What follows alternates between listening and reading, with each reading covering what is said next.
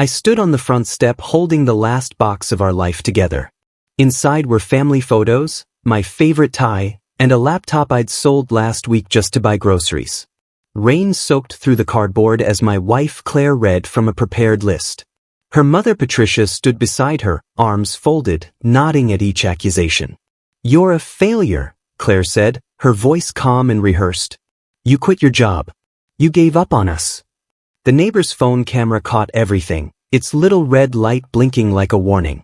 Claire pushed the box against my chest, making me stumble backward.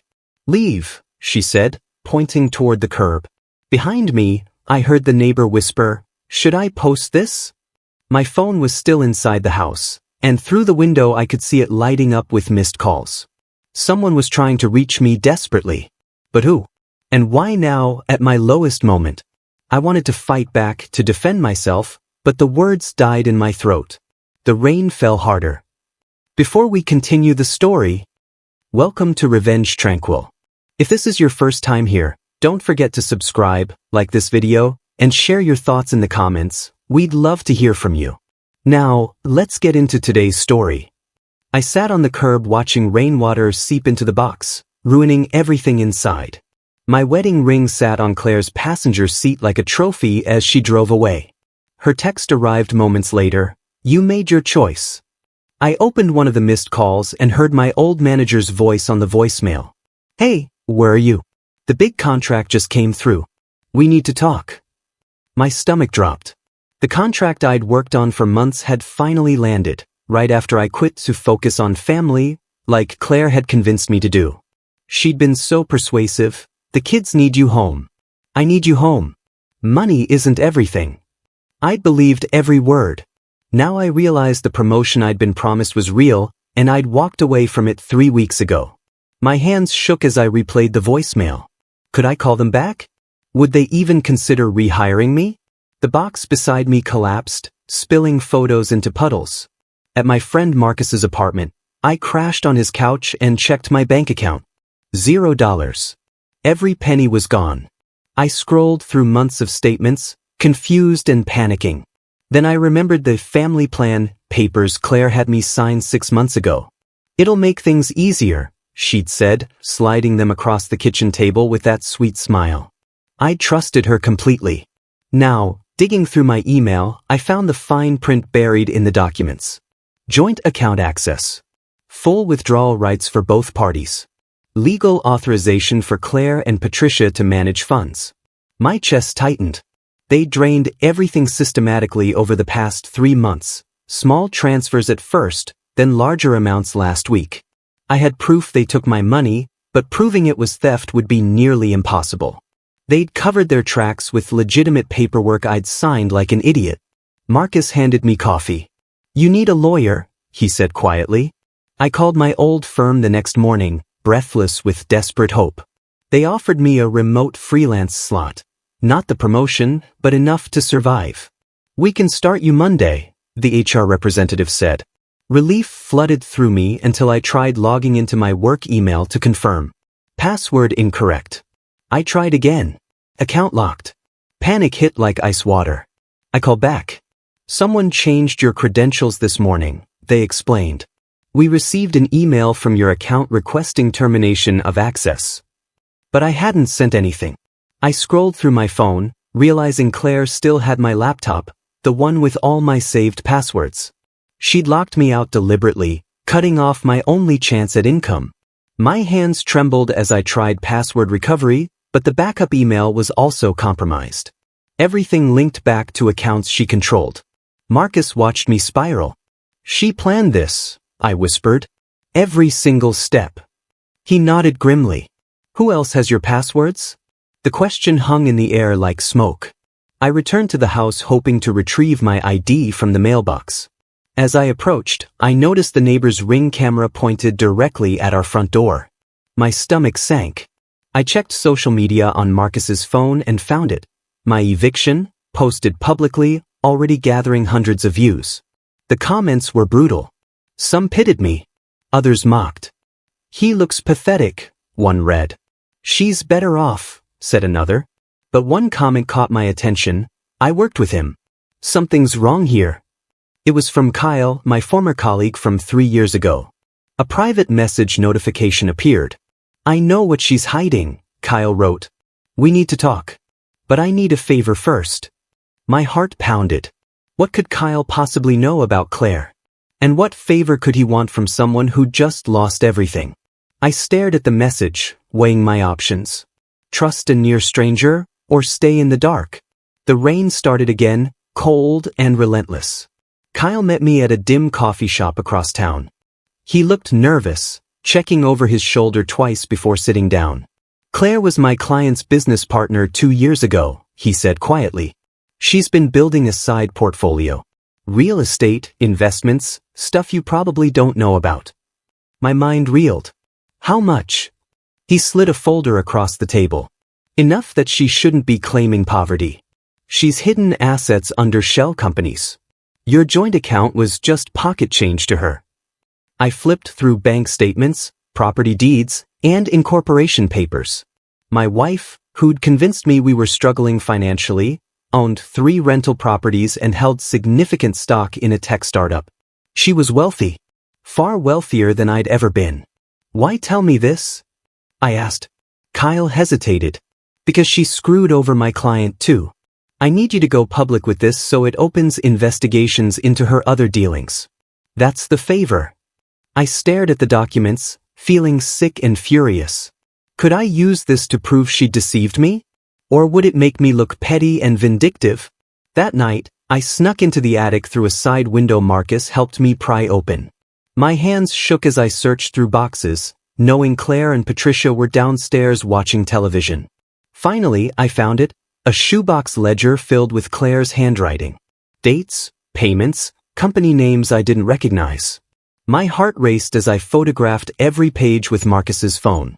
One name appeared repeatedly, Bright Futures Foundation, the charity Claire publicly supported, the one she dragged me to galas for. Payments went out monthly, large sums, but they didn't match any donation records I remembered seeing.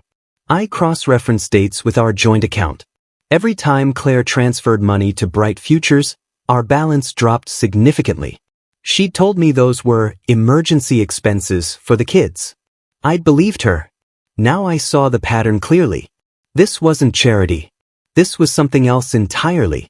Was Bright Futures a front?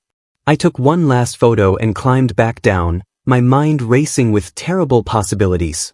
I sent a single-line email to Amanda Reeves, an investigative journalist whose work I'd followed. "Is Bright Futures Foundation audited?" She replied within an hour, requesting a meeting. We met at a park bench the next afternoon. "I've been watching that charity for months," she admitted.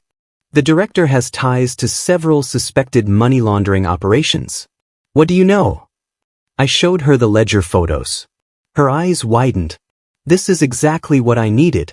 The director's name is Patricia Morrison." "Wait." She looked up sharply. "That's not your mother-in-law, is it?" My blood ran cold. Patricia Morrison. My mother-in-law had the same first name, but I'd never known her maiden name. Amanda pulled up a photo on her tablet. There she was, Patricia, Claire's mother, listed as Bright Futures founding director. My wife had been funneling money to her mother's fake charity for years, and I'd funded it unknowingly.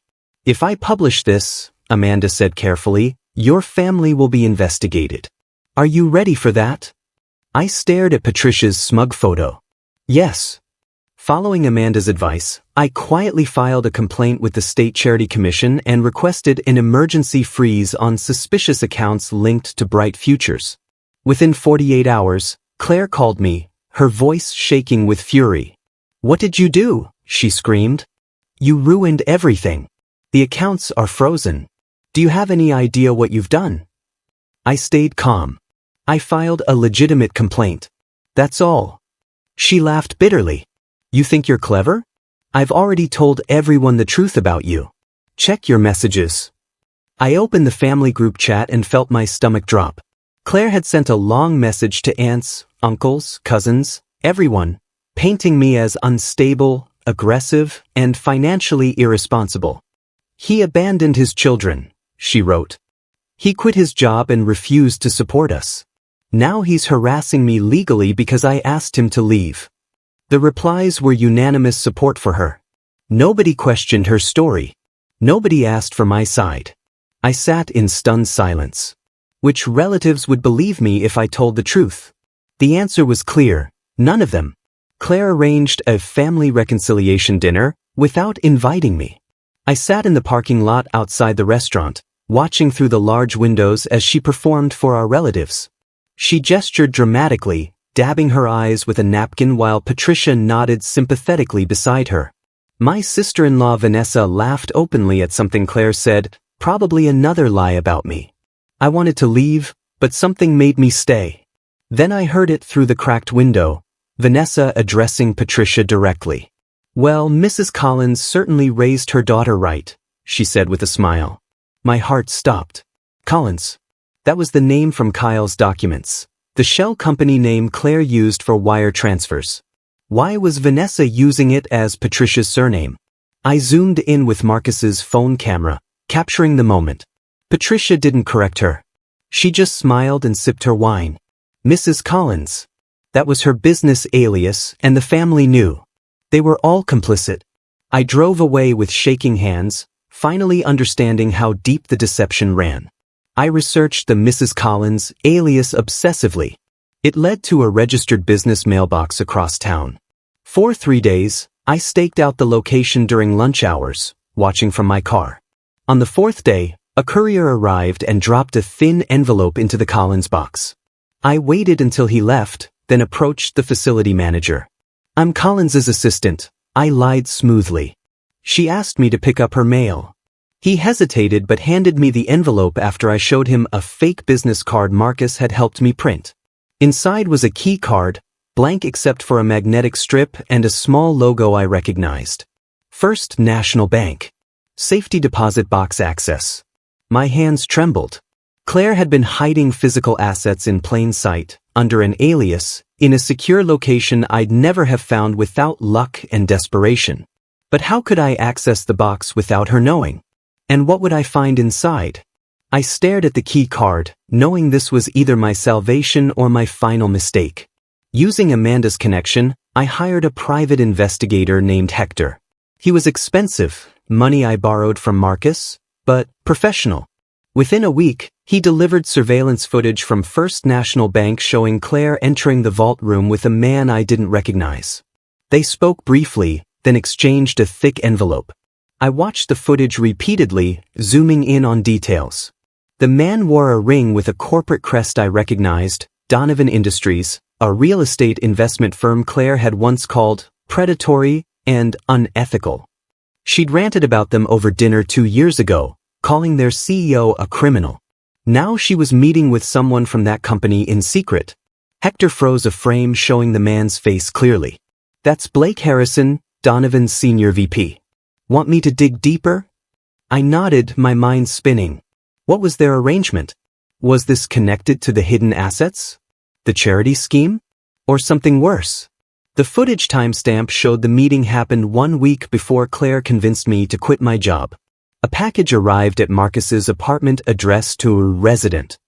Inside were 2 printed text threads, screenshots between Claire and Blake Harrison.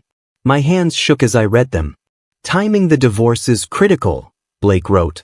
"We need to remove liabilities before the property acquisition closes." Claire replied, "He'll sign whatever I put in front of him.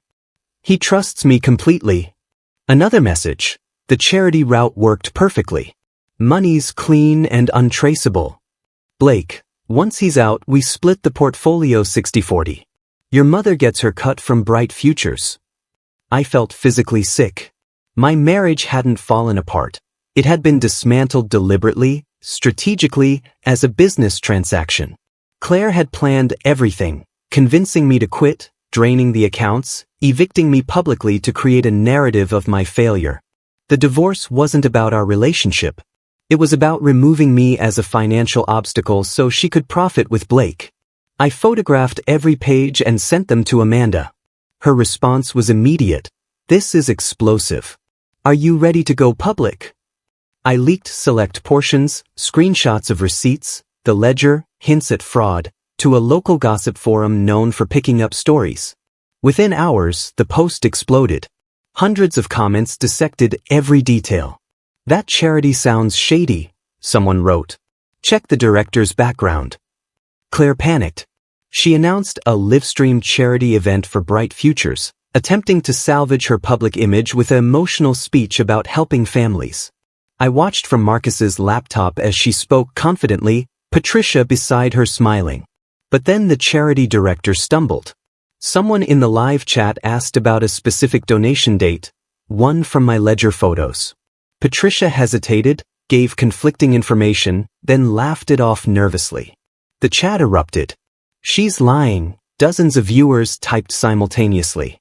"Investigate this charity." Claire's face went pale as the comments flooded in faster than moderators could delete them. The live stream ended abruptly. Amanda texted me, "You just created a firestorm. Investigations are starting." I felt no satisfaction, only grim determination. This was just the beginning. Patricia had always seemed untouchable, wealthy, connected, intimidating. But a comment thread I'd carefully seeded mentioned her tax returns, and within days, someone unexpected reached out. His name was Owen, Patricia's estranged nephew. "I have documents," he wrote privately. "My aunt screwed over my family years ago. If you're going after her, I'll help." We met secretly. Owen brought tax returns showing money routed through Patricia's personal accounts, funds that matched Bright Futures deposits exactly. "She uses the charity to launder money from real estate deals," Owen explained bitterly. "My father found out and she cut him off completely. Destroyed his reputation." The documents were damning. They showed Patricia had been running this scheme for over a decade, with Claire joining 5 years ago. My wife wasn't just complicit, she was Patricia's protege. "If this goes public," Owen warned, "your entire family will implode. Cousins, aunts, everyone who looked the other way." I met his eyes. "I know." He slid the documents across the table. "Then let's burn it all down." Blake Harrison called me directly. "We should talk," he said smoothly. "I can make your situation easier." We met at his office downtown, glass walls, expensive art, the smell of money. He offered me a settlement, $250,000 in exchange for my silence and a signature on divorce papers that waived all parental rights. "Walk away clean," Blake said. "No custody battles. No investigations. You get enough money to start over and everyone moves on." I stared at him. "You want me to abandon my kids?" He smiled coldly. "Your wife wants full custody anyway.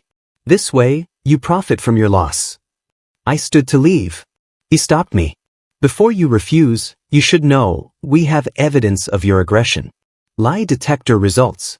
Psych evaluations. All paid for privately, all admissible. If you fight this, you'll lose badly." My blood ran cold. They'd fabricated evidence against me. "How?" Blake shrugged. "Your wife knows people. So do I. Sign the papers, take the money and disappear. Or fight, and we'll destroy you publicly." I walked out without responding, my mind racing. Could I defend myself against manufactured lies? Hector called me urgently. "I have something you need to hear immediately." We met in his car, parked in a grocery store lot. He played an audio file through the speakers, crystal clear, unmistakably Claire's voice. "Make sure he looks unstable," she said. "We need documentation before Friday." Patricia responded, "The psych evaluation is scheduled. I paid the therapist extra to write what we need." Claire laughed. "Perfect. Once he signs, he's out completely. No custody, no assets, no comeback." The recording continued for 11 minutes, discussing fabricated evidence, staged incidents, and a timeline to force me into signing before I realized what was happening. Hector had obtained it through a contact who'd installed surveillance in Patricia's car after a previous legal dispute. "This is admissible," Hector said seriously. "But you need a lawyer immediately. They're planning to serve you with restraining orders and custody papers this weekend." My hands shook as I listened again. They'd planned everything, even my manufactured instability. I called the only lawyer I could afford on Marcus's borrowed credit card. "Can you stop them?" The lawyer listened to the recording. "Yes," she said firmly. and we're going to destroy them legally. My lawyer, Victoria Hayes, filed an emergency petition, temporary restraining order against Claire and Patricia, plus a custody hearing. We climbed the courthouse steps together on a gray morning. Claire had arranged a group of friends outside, holding signs. Support families, protect children, justice for Claire. They chanted slogans as cameras filmed everything. One of Claire's supporters, a woman named Bryn, shouted directly at me, "You should be ashamed." But then she slipped. "How can you do this to Andrew?" she yelled, using my real name. But according to Claire's public statements, she'd always called me AJ in front of friends to protect my privacy. The inconsistency was small but critical. Victoria noticed immediately, filming Bryn's outburst. Inside the courtroom, Judge Morrison, no relation to Patricia, reviewed preliminary documents. Claire's lawyer presented the staged psychological evaluation and lie detector results. I sat quietly beside Victoria, waiting. "Your Honor," Victoria said calmly, "I'd like to submit audio evidence." She played the recording. The courtroom went silent as Claire's voice echoed through speakers, casually discussing fabricated evidence and manipulation. Claire's face drained of color. Patricia, watching from the gallery, suddenly stood and stumbled, fainting dramatically. The bailiff called for medical assistance while chaos erupted. In the confusion, another bailiff found a flash drive in Claire's purse, labeled backup. The judge demanded it be examined immediately. The flash drive contained financial spreadsheets, detailed records linking Bright Futures Foundation to shell companies, offshore accounts, and properties registered under Collins' aliases. Every transaction was documented meticulously, probably for Patricia's and Claire's private records. But they'd also included something unexpected, transfers labeled with my old company's name. Money from Donovan Industries had been routed through accounts that appeared connected to my former employer's pension fund. Amanda's article went live that afternoon, and media swarmed the courthouse within hours. The story exploded nationally, local charity exposed as money laundering front. My face appeared in articles as the whistleblower husband who'd uncovered his wife's scheme. Claire's lawyer tried to argue the flash drive was inadmissible, but the judge disagreed, citing the suspicious circumstances of its discovery. "This case is suspended pending criminal investigation," Judge Morrison announced. "All assets frozen. Custody remains disputed until further notice." I walked out of the courthouse into flashing cameras. Reporters shouted questions. I said nothing, letting Victoria handle statements. Behind me, Claire screamed at her lawyer while Patricia sat pale and silent. The scandal had officially exploded, and there was no containing it. My old manager, Richard, appeared at the courthouse the next day, requesting to speak with me privately. We sat in a quiet conference room while he explained, "Our firm launched an internal audit 3 months ago after noticing irregularities in pension fund transfers. Your wife's name appeared in connection to Donovan Industries. We've been investigating quietly." My stomach turned. "You knew?" Richard shook his head. "We suspected, but we couldn't prove anything until your case broke publicly. Now we have enough to pursue charges." He slid a contract across the table. "I'm offering you your job back. Full position, back pay included, on one condition. You testify in our audit and help us trace the money trail." I stared at the contract. Taking the job meant abandoning my principle of focusing on family, the very thing Claire had manipulated me with. It meant admitting she'd been right that I was career-focused. But refusing meant financial ruin and losing my ability to fight for custody. "If I take this," I said slowly, "I lose the moral high ground." Richard met my eyes. "Maybe, but you gain the resources to save your children." I signed the contract, hating that Claire's manipulation had forced me back into the very life she'd condemned me for leaving. Working with Richard's legal team, I spent 3 weeks reconstructing the financial timeline. We traced diverted pension funds through Bright Futures Foundation to Patricia's offshore accounts, then back to Donovan Industries properties Claire partly owned. The scheme was elegant and cruel, using charitable donations as cover for laundering real estate profits, with my employer's pension fund as an unwitting source. My public statement, carefully written with Victoria's help, was measured and factual. I didn't attack Claire personally. I didn't seek revenge. I simply presented facts, dates, amounts, connections. The public response was fierce. Social media exploded with support for me and outrage toward Claire and Patricia. Justice for Andrew became a trending hashtag. Strangers sent encouragement. Former colleagues reached out to apologize for doubting me. But the attention felt hollow. I didn't want fame or sympathy. I wanted my children safe and my name cleared. Amanda's follow-up articles kept the story alive, pressuring authorities to act quickly. Within days, criminal investigators formally charged Patricia and Claire with fraud, money laundering, and conspiracy. The headlines were brutal. Mother-daughter duo face federal charges. I felt no satisfaction watching Claire's world collapse. Only sadness for what we'd lost. Claire attempted to use our children as shields during a desperate social media plea. She posted a tearful video. "Think of the kids. Their father is destroying our family." The post went viral, but not the way she intended. During my scheduled visitation, our oldest child, 12-year-old Hannah, confronted her directly. I wasn't there, but Patricia's surveillance camera, still active and later subpoenaed, captured everything. "Why did you take our house money?" Hannah asked, her voice shaking. "Dad showed me the bank statements." "You took everything." Claire tried to explain, but Hannah cut her off. "You lied. You lied about Dad, and you lied about the charity. Everyone at school knows." My younger son Tyler stood beside his sister, silent but clearly upset. The video, released by investigators as evidence of Claire's manipulation attempts, went viral. Public opinion shifted completely. Claire's friends abandoned her. Patricia stopped appearing publicly. Even Vanessa, Claire's sister, posted a quiet apology online. "I was wrong about Andrew. I should have listened." Victoria filed for emergency custody based on the children's recorded statements. "They're old enough to choose," she argued. Judge Morrison agreed to expedited hearings. For the first time since this nightmare began, I felt genuine hope. The legal rulings came swiftly. Assets frozen. Bright Futures Foundation shut down pending audit. Patricia's name destroyed in the press, her social circle evaporating overnight. Blake Harrison, facing his own investigation at Donovan Industries, pulled all financial support from Claire, leaving her drowning in legal bills.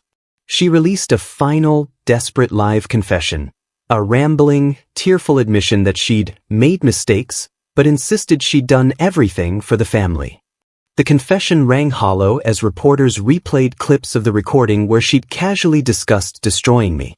Morning shows dissected her lies. Legal experts analyzed her culpability. Former friends gave damaging interviews. Patricia, meanwhile, was offered a plea deal. Testify against Blake and provide full financial records in exchange for reduced sentencing and mandatory restitution. She took it immediately, throwing Claire under the bus to save herself. "My daughter manipulated me," Patricia claimed in her statement. The betrayal was breathtaking. Claire sat in court, abandoned by everyone, as her mother sold her out for leniency. I felt nothing watching it happen. No satisfaction. No revenge. Just exhaustion and a desire for it all to end so I could focus on my children. The custody hearing was brief. Hannah and Tyler both requested to live with me. The judge questioned them privately, then ruled in my favor.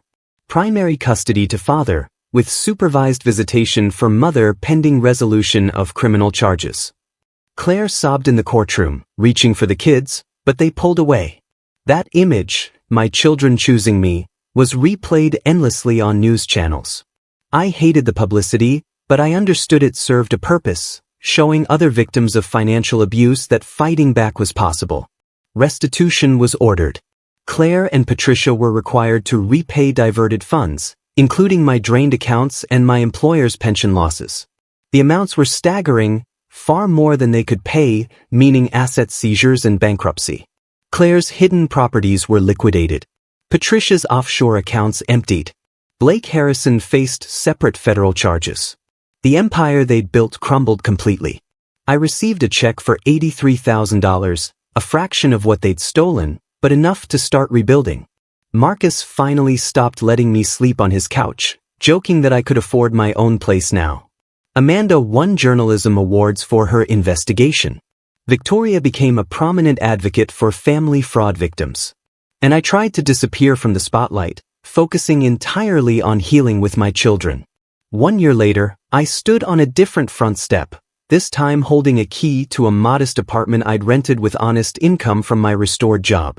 Hannah and Tyler ran out to greet me after school, backpacks bouncing, homework assignments clutched in their hands. They hugged me tightly, easily, without hesitation or fear. Inside, our home was simple but warm. No expensive furniture or showy decorations. Just us together, safe. Claire's final public image remained frozen in time. A sobered, diminished figure serving community service hours as part of her plea agreement, her reputation destroyed beyond repair. Patricia had moved to another state, refusing to apologize or acknowledge her role, still blaming everyone but herself. I chose not to pursue harsher penalties or public revenge. Instead, I donated $20,000 of the restitution money to a legitimate charity supporting families affected by financial abuse. My online statement was brief: you don't have to be defined by someone else's shame. Fight back. Survive. Rebuild. The post went viral again, shared by thousands who'd faced similar betrayals. Messages poured in thanking me for speaking up, for showing that quiet dignity could be more powerful than loud revenge. I closed my laptop and joined my children for dinner. We laughed about their day. We made plans for the weekend. We didn't discuss Claire or Patricia or the trial. We simply lived, free, honest, and finally at peace. And that, I realized, was the truest victory of all. I'm standing in the kitchen, staring at Linda as she waves a crumpled dollar bill in my face. Her hand shakes with rage, and her voice cuts through the air like a knife. "You're a thief, Walter. A pathetic thief." My heart pounds in my chest. I try to explain that I only borrowed it for gas, that I'd pay it back tomorrow. But she's not listening. Greg appears in the doorway, arms crossed, that same smirk I've seen 1,000 times. "You're just a pathetic old man living off us," he says coldly. Before I can defend myself, Linda storms to my room and starts throwing my clothes into a trash bag. The rain hammers against the windows as she drags the bag to the front door. "Get out," she hisses. "Get out of my house." I stand there, frozen, unable to believe this is happening. 20 years of marriage, 20 years of building this home with my own hands, and it's ending over $1. The door slams behind me. I'm left standing in the pouring rain, holding a garbage bag, watching the house I built disappear behind sheets of water. I sit in my truck at a gas station parking lot, engine running, heater barely working. The rain drums on the roof like angry fists. I pull out that dollar bill from my pocket and stare at it under the dim dashboard light. One single dollar. 20 years gone. I remember the day I married Linda, how she smiled at me like I was her whole world. I remember building Greg's treehouse, teaching him how to change a tire, staying up late to help him with homework even though he wasn't my biological son. None of it mattered now. My hands tremble as I open the glove box, searching for something, anything. That's when I see it, an old envelope, yellowed and forgotten. Inside is my mechanic's license and a check for $500 from a job I did months ago. I'd forgotten to cash it. I stare at the check, then at the dollar bill. Maybe this is all I need. Maybe this is where I start over. The motel room smells like old cigarettes and cheap cleaning products. The bedspread has faded flowers, and the TV flickers with static. I drop my trash bag on the floor and look at myself in the cracked mirror. My hair is graying, my face is lined with exhaustion, and my eyes look hollow. For 20 years, I kept quiet. I avoided arguments, I fixed things around the house, I worked long hours to keep everyone comfortable. And where did it get me? Thrown out like garbage. I grip the edge of the sink and stare harder at my reflection. "No more," I whisper. "No more being silent." That night, I make a promise to myself. I'm going to rebuild my life, not for revenge, not to prove anything to Linda or Greg, but for me. For my own self-respect. I'm 62 years old and I'm not done yet. Not even close. The diner smells like bacon and strong coffee. I sit in a corner booth, nursing my third cup, trying to figure out my next move. 2 truckers at the counter are complaining loudly. Can't find a single honest mechanic in this whole town, one says, shaking his head. Got charged $300 for a belt replacement that should have been $50. The other trucker nods. Tell me about it. Half these guys are crooks. I stir my coffee slowly, and something clicks in my mind. I still have my skills. I've been fixing cars since I was 16. I know engines inside and out. I might not have a home anymore, but I have my hands and my knowledge. Maybe that's enough. Maybe I don't need to get my old life back. Maybe I can build something completely new, something that's mine. I finish my coffee, leave a tip, and walk out with a strange feeling in my chest. It's not hope exactly, but it's close. I walk into the pawn shop with my wedding ring in my pocket. The man behind the counter barely looks up. What you got? He asks. I slide the gold band across the counter. He examines it under a small light, weighs it, and offers me $250. It's worth more, but I don't argue. I need cash now. With that money, I buy a basic set of tools and pay for 200 flyers at a print shop. They're simple: Walter Hayes, honest repairs, fair prices. Call anytime. I spend the entire afternoon taping them to gas station doors, community boards, and telephone poles. People glance at me as I work, and I feel their pity. An old man with flyers and a toolbox. But something inside me shifts. This isn't humiliating, it's freeing. I'm no longer living in someone else's shadow. I'm building something that's completely mine. By sunset, my back aches and my fingers are sore, but I feel alive for the first time in years. Within a week, my phone rings. A woman needs her alternator checked. Then a college kid calls about a strange noise in his engine. Word spreads slowly, but it spreads. Meanwhile, Linda's friends start whispering. I hear through a mutual acquaintance that Linda's been laughing at me. Walter's fixing junk cars behind a gas station, she tells them, her voice dripping with mockery. But here's the funny thing. People keep showing up. Folks who remember the work I did years ago, back when I ran a small garage before Linda convinced me to close it and focus on family. They remember that I was fair, that I didn't overcharge, that I did the job right the first time. One afternoon, an older man shakes my hand and says, "You're the only mechanic I trust, Walter." Those words hit me harder than any insult Linda could throw. Respect isn't loud. It's quiet, steady, earned. And I'm earning it back, one repair at a time. One Tuesday afternoon, a sleek black sedan pulls up. The driver steps out, tall, expensive suit, polished shoes. He's got a problem with his engine light. I run the diagnostic and find a simple sensor issue. While I work, we chat. He mentions he runs a logistics company and is frustrated with his current mechanic. Guy keeps overcharging me and doing sloppy work, he says. I fix his car in under an hour and charge him a fair price. He looks surprised. That's it, he asks. I nod. He hands me his business card. I've got a fleet of trucks. I need someone reliable. You interested? My heart skips. This could be huge. But then he mentions his partner's name, Greg Sullivan. My stepson. He has no idea who I am, no idea that his business partner is the same man who called me pathetic and threw me out. I keep my face neutral. I'm interested, I say calmly. And just like that, opportunity walks through the door disguised as coincidence. Within 2 weeks, I'm repairing Greg's trucks. I work through a subcontractor, so my name never appears on the main invoices. I keep my head down, do the work, and stay invisible. But I listen. Oh, I listen carefully. Greg and his partners talk freely around me, assuming I'm just some quiet old mechanic who doesn't matter. They brag about inflated invoices, cheap replacement parts sold at premium prices, shortcuts that barely meet safety standards. Easy money, Greg says with a laugh one afternoon, leaning against a truck I'm fixing. City contracts are a goldmine if you know how to work the system. I nod, say nothing and keep working. But in my mind, I'm taking notes.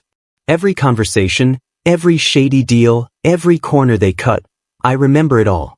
Not because I'm plotting revenge. I just know that sooner or later, the truth has a way of maturing. And when it does, I'll be ready.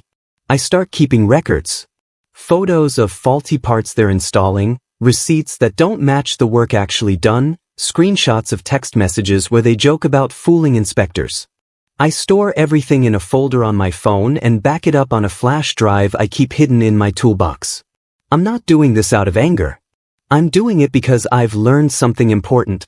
Silence protects the guilty. I was silent for 20 years in that house, and it got me thrown out over $1. I won't be silent anymore. One evening, as I'm closing up the garage, Greg's business partner stops by. "You're doing good work, Walter," he says. "Reliable. Honest. Hard to find that these days." I just nod and smile.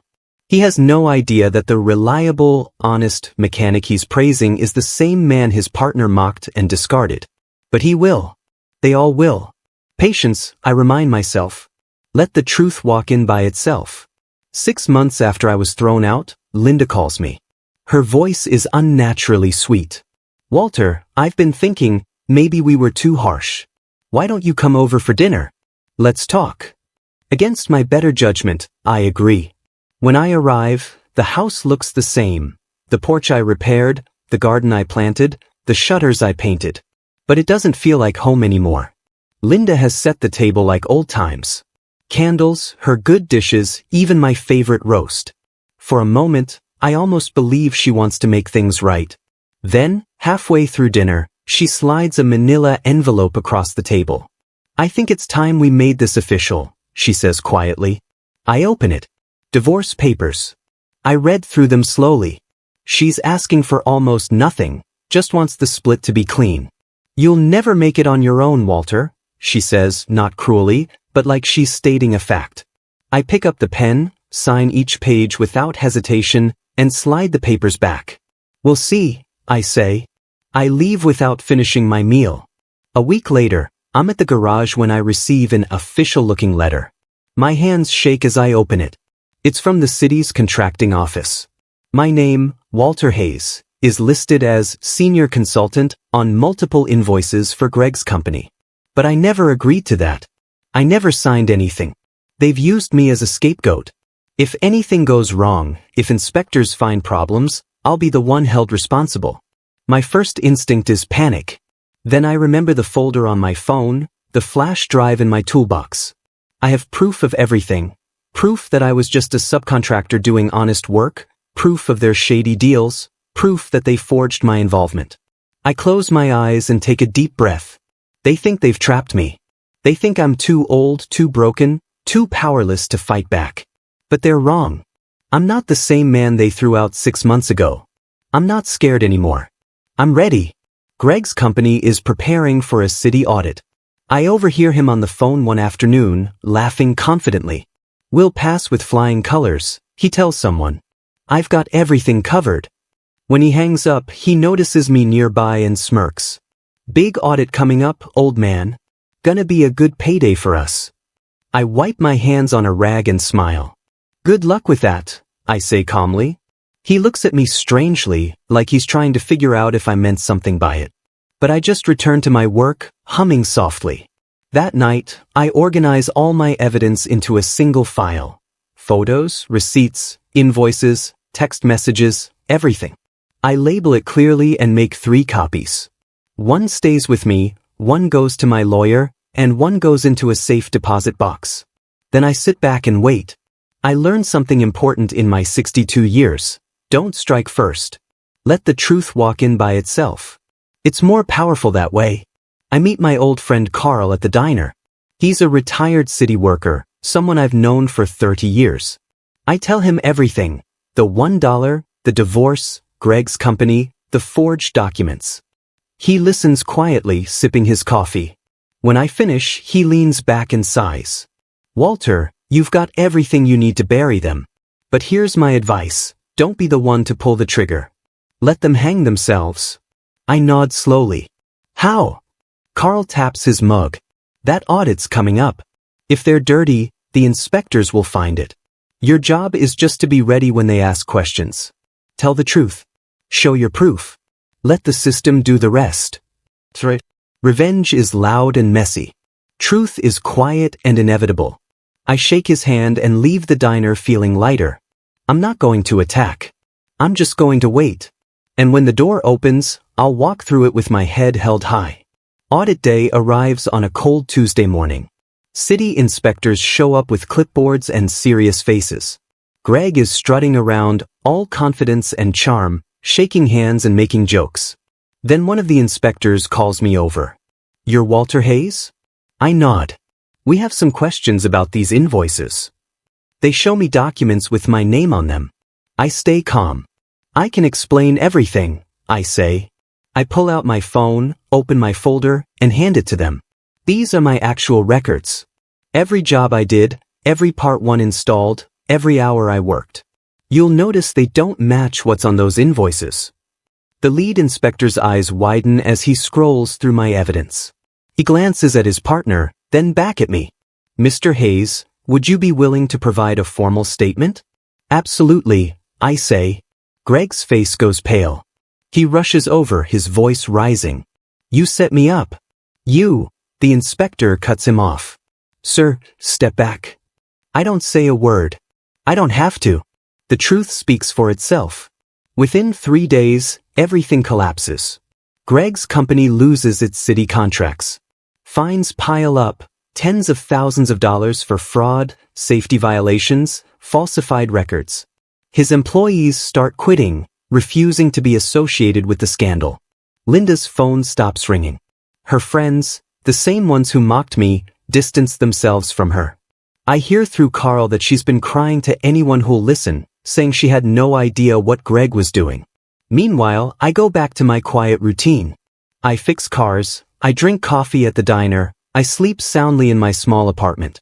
People start recognizing me on the street. "Hey, you're that mechanic who exposed the fraud, right?" They shake my hand. They thank me for being honest. One afternoon, a reporter asks for an interview. I politely decline. I'm not interested in fame. I just wanted the truth to come out. And it did. That's enough for me.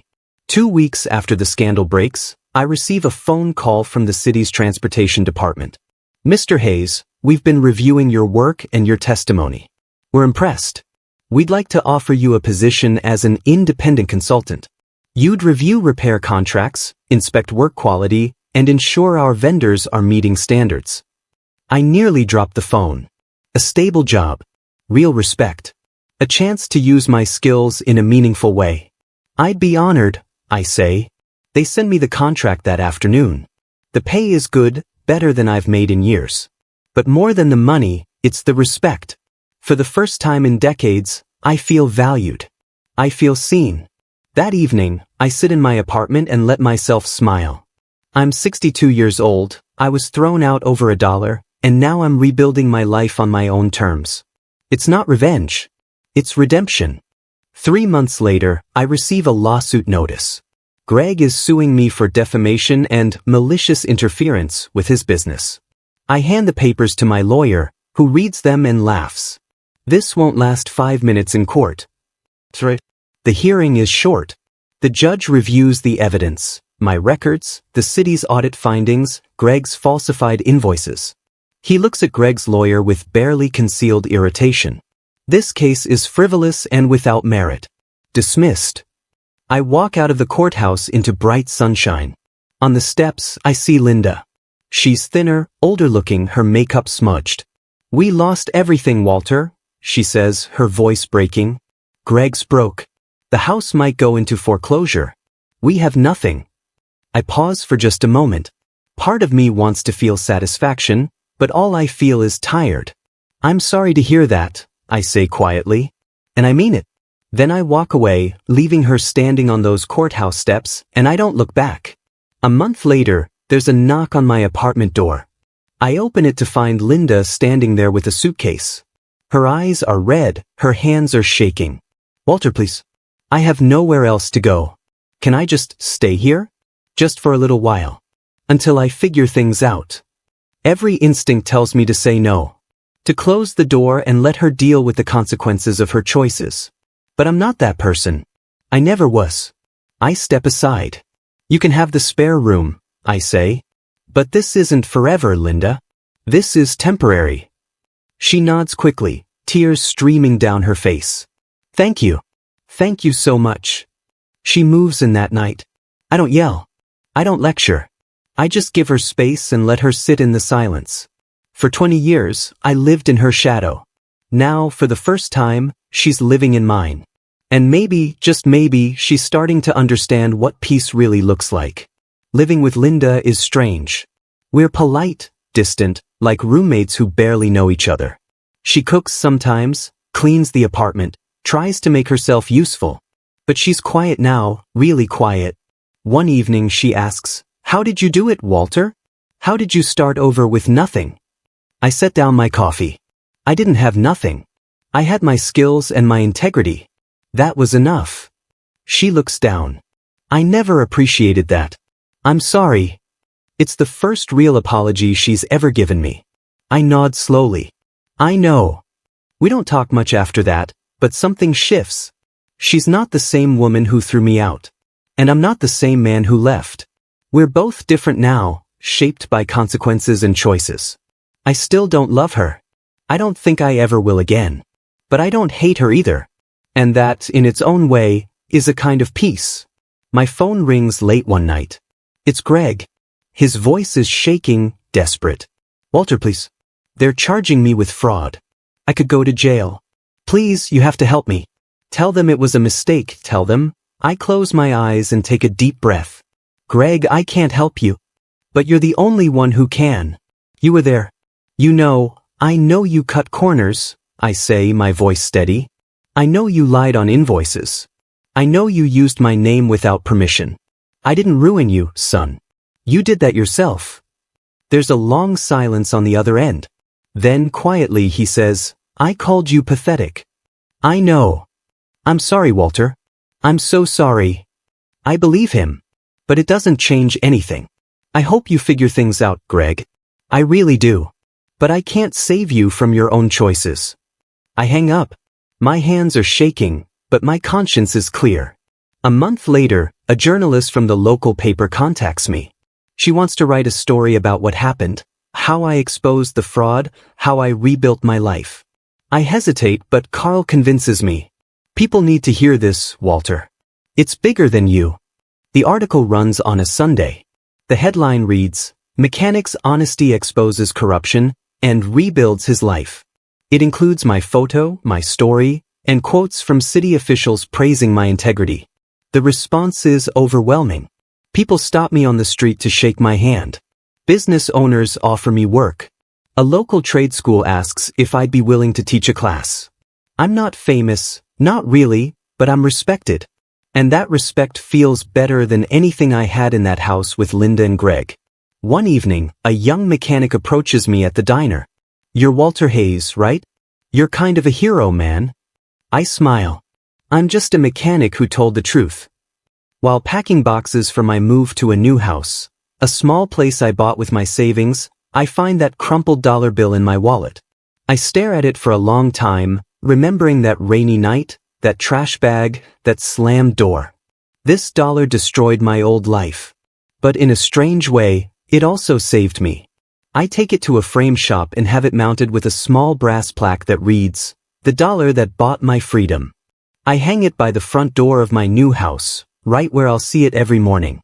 It's a reminder that dignity isn't measured in money. It's measured in choices. I choose honesty. I choose respect. I choose to build a life I'm proud of. And no one, not Linda, not Greg, not anyone, can take that away from me. The community center hosts an awards night for local business owners and tradespeople. To my surprise, I'm honored for integrity in business. I stand at the podium in my best shirt, looking out at a room full of faces. "I'm not a fancy speaker," I begin. "But I learned something important this year. Sometimes, losing everything is how you find out what you're really worth." I tell them about the dollar, about being thrown out, about rebuilding from scratch.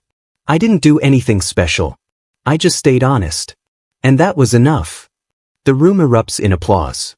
People stand, clapping, some wiping their eyes. In the back, I see Linda. She's crying quietly, her hands folded in her lap. After the ceremony, she comes up to me. "I'm proud of you, Walter," she says softly. I nod. "Thank you." It's not forgiveness exactly, but it's something. And for now, that's enough. A few days later, Linda tells me she's moving out. She found a small apartment across town and got a part-time job at a bookstore.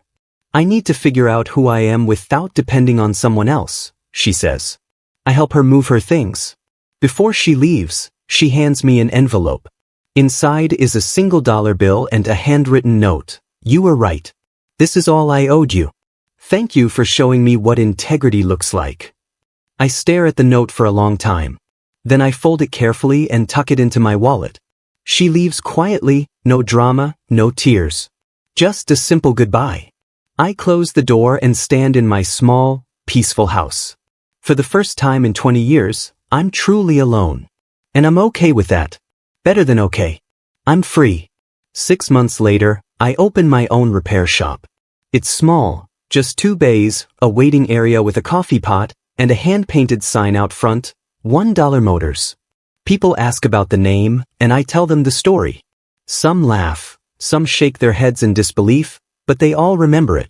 I hire a young apprentice named Marcus, a kid who reminds me of myself at that age, hungry to learn, willing to work hard. I teach him that integrity never goes out of style, that an honest day's work is worth more than a shortcut. On the wall above my desk, that framed dollar bill hangs in the morning light. Customers notice it and ask questions. I smile and say, they threw me out over $1. But that dollar bought me my freedom. And it did. I lost a house, a marriage, and 20 years of my life. But I found something better, self-respect, peace, and a future I built with my own 2 hands. I'm 63 years old, and I'm just getting started. It was supposed to be a celebration. Grandma turned 80, the house was full of family and laughter, and I thought I'd finally make her proud. I handed her a thick envelope. Inside was the deed to her house, fully paid off, and a check for $650,000. She started crying the moment she opened it, her wrinkled hands trembling as she read the numbers. Then my mother started screaming. Where did you steal that money, Mark? Her voice cut through the room like a knife. Everyone stopped talking. The music seemed to fade into nothing. All eyes turned to me, standing there in my simple button-down shirt and jeans. Mom's face was twisted with rage and something else. Fear, maybe. Or disgust. Answer me, she shouted again. I opened my mouth, but no words came out. The room held its breath. Grandma clutched the envelope to her chest, confused and frightened. I could have explained everything right then. I could have told them who I really was. But something stopped me. Pride maybe, or the realization that they'd already made up their minds about me. So I stayed silent. Before we continue the story, welcome to Revenge Tranquil. If this is your first time here, don't forget to subscribe, like this video, and share your thoughts in the comments. We'd love to hear from you. Now, let's get into today's story. 15 minutes later, police lights flickered through the curtains. Blue and red danced across the shocked faces of my relatives. Mom had actually called the cops, on me, her own son. She told the officers I was scamming Grandma, trying to manipulate her with fake documents. 2 uniformed officers stepped into the living room, their presence making everything feel surreal.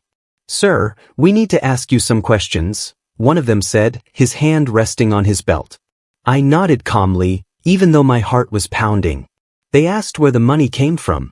They asked if I had documentation. They asked if Grandma was of sound mind when she accepted the gift.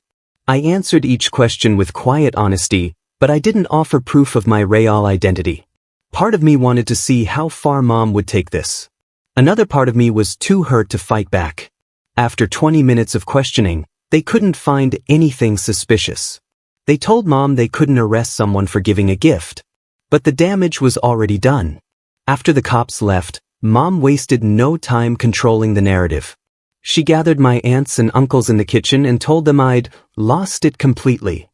She said I was probably involved in something illegal, that the money was dirty, that I was trying to trick Grandma before she died. I heard every word from the hallway where I stood frozen. My cousin Tyler looked at me like I'd grown a second head.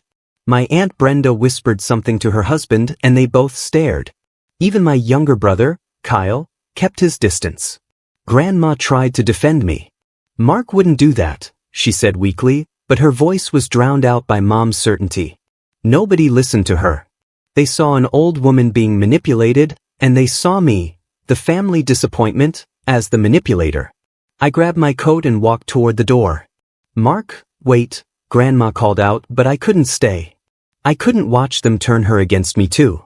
I left that night with every bit of dignity I had left, knowing I'd lost something I could never get back.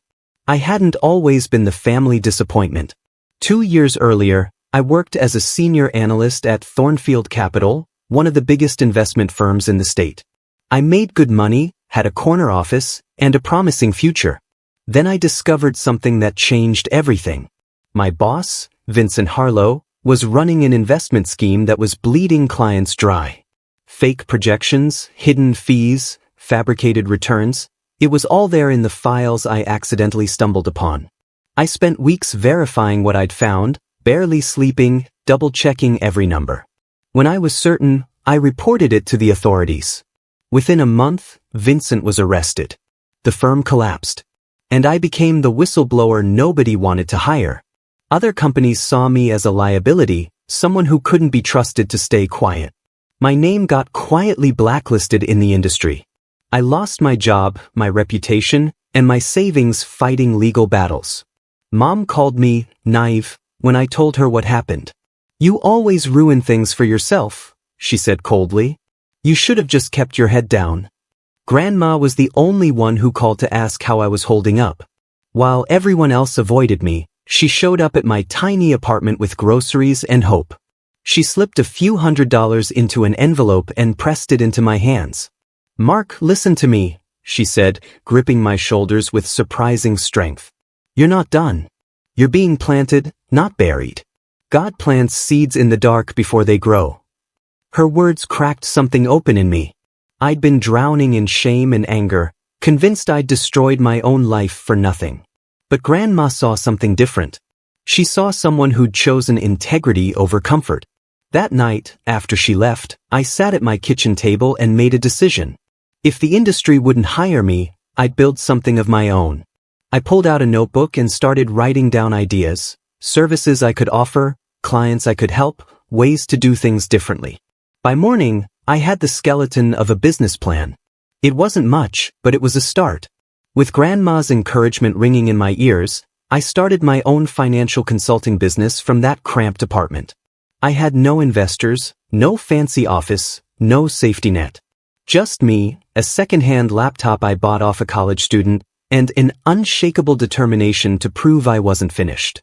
I registered the company under the name Beacon Advisory Group, intentionally different from my own name so no one would connect it back to me or the Thornfield scandal. The first few months were brutal. I cold called small businesses, offering free consultations just to get my foot in the door. Most people hung up on me. But slowly, a few took a chance. I helped a struggling restaurant owner restructure his debts. I advised a retired teacher on maximizing her pension. Word started spreading in quiet circles. "There's this guy who actually cares about helping people, not just making commissions," one client told another. Before I knew it, I had a waiting list. But to my family, I was still unemployed. Still a failure. Still the guy who threw away a good career for nothing. Work poured in faster than I could handle alone. Within a year, I hired 3 employees, people who believed in what I was building. We moved into a small office downtown, nothing fancy, just enough space to work without tripping over each other. I helped single parents create college funds for their kids. I guided retirees through investment plans that actually protected their money. I showed small business owners how to grow without drowning in debt. Every client I helped felt like proof that I'd made the right choice. Beacon Advisory Group became known for something rare in the finance world: honesty. We turned down clients whose goals didn't align with ethical practices. We refused to push products that only benefited us. Our reputation grew because we actually gave a damn. But at family gatherings, when someone asked what I was doing, Mom would answer for me. "Mark's doing some consulting thing from home," she'd say with a dismissive wave. "Still figuring things out." It killed me that she couldn't see what I'd built. That none of them could. Mom couldn't stand that Grandma still believed in me. Every time Grandma mentioned my name with pride, Mom would stiffen. "You don't know what you're talking about, Mother," she'd snap. "Mark is lying about this consulting business. He's probably living off unemployment and too proud to admit it." She even called my old boss, Vincent, the guy I'd turned in, to ask if I was begging for my job back. When she didn't find anything to confirm her suspicions, she grew more paranoid.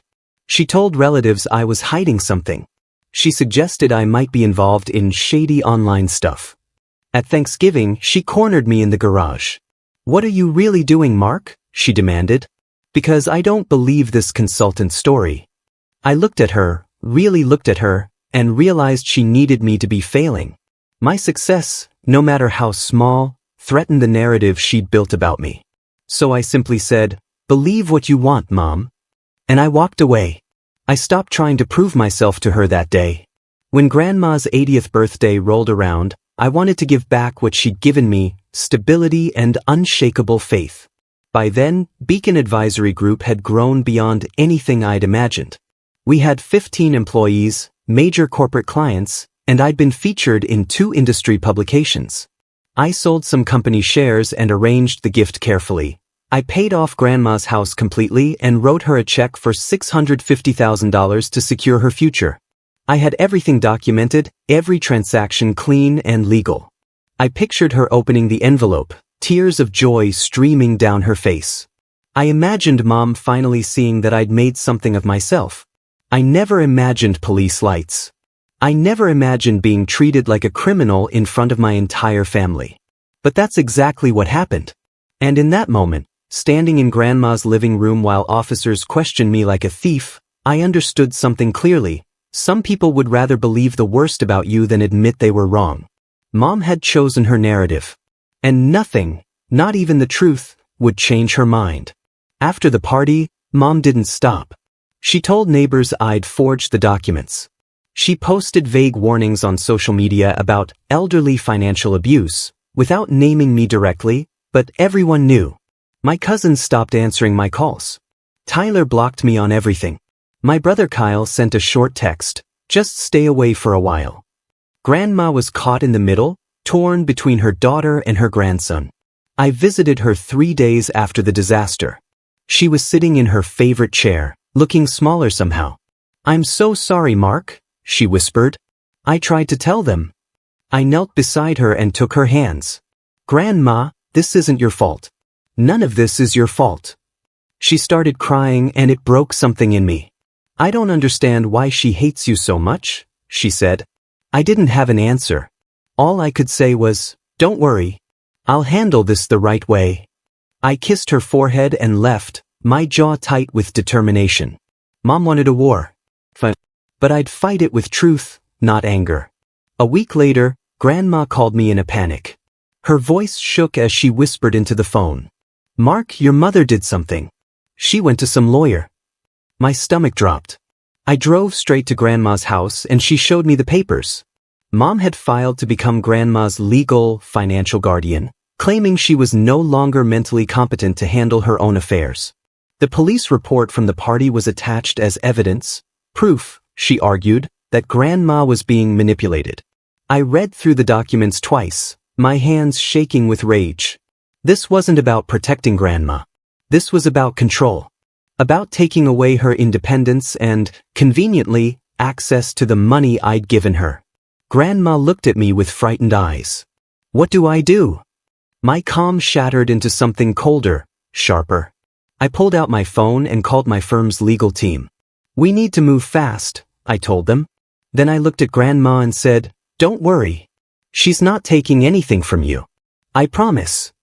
Within 48 hours, I'd built a fortress around Grandma's finances. I hired the best trust attorney in the state, someone I'd worked with on client cases who owed me a favor. We created an irrevocable trust in Grandma's name, transferring all her assets into it with her full consent.